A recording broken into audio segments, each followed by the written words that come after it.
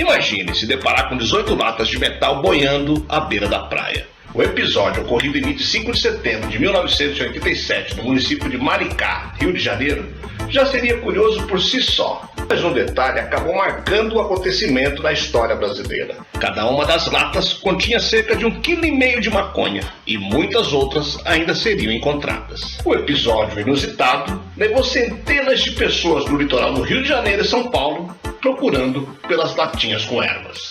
Eu sou o Sidney Góes e você está no Placebo. Vem comigo, que no caminho eu te explico.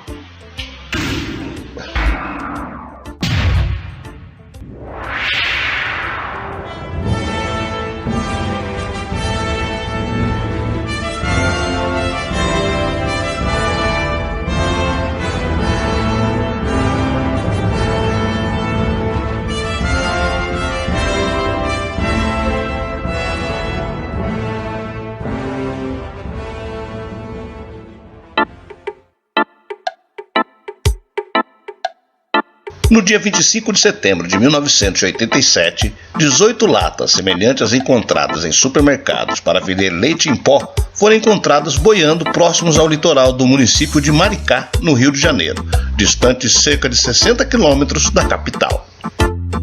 Assustados após abrirem algumas delas, os pescadores locais entregaram o carregamento para a polícia militar.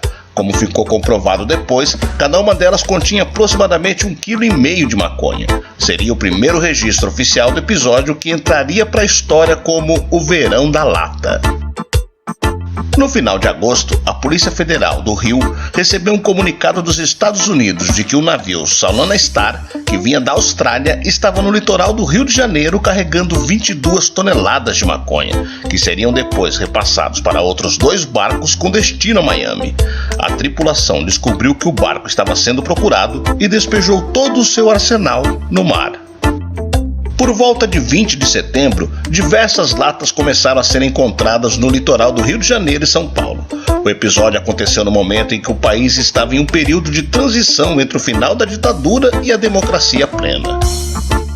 Houve uma verdadeira caça ao tesouro de parte da população para descobrir as latas, mas o medo de ser pego também era muito grande.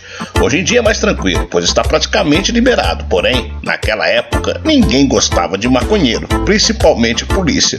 Era um período pós-ditadura, então as pessoas ainda tinham muito medo.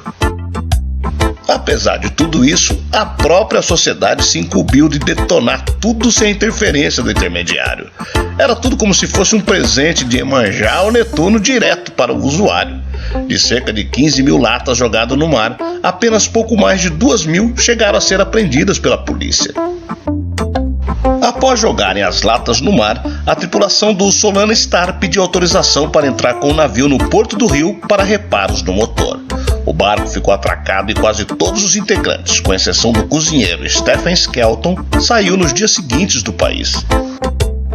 Quando a polícia brasileira reconheceu o Solana Star como o barco que estava sendo procurado, apenas Skelton, que foi imediatamente preso, estava no país.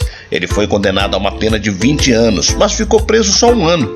O próprio STF achou que a quantidade apreendida no barco era muito pequena para condenar o cara por tráfico internacional. Não havia como provar a relação de Skelton com as latas encontradas no litoral, e a quantidade encontrada no barco era ínfima. O Supremo viu que era exagero e o liberou. Já o responsável pelo comando da operação foi preso em Miami na véspera ao tentar embarcar no Brasil. Mas por uma falha de comunicação entre as polícias dos 2 países, não se sabe que fim ele levou. Esse intercâmbio entre as polícias não ocorreu. Não informaram para a polícia daqui que fim levou o cara. Eles só estavam mesmo querendo que a polícia brasileira evitasse que o carregamento chegasse aos Estados Unidos. Em relação à influência do carregamento do Solana Star na cultura brasileira da época, não foi muito além de ter batizado o nome de algumas bandas de reggae e ser tema de algumas marchinhas de carnaval. No entanto, a qualidade do produto vendido no Brasil mudou desde então. A maconha vendida no Rio de Janeiro era solta, de qualidade duvidosa, causava muita irritação e tosse.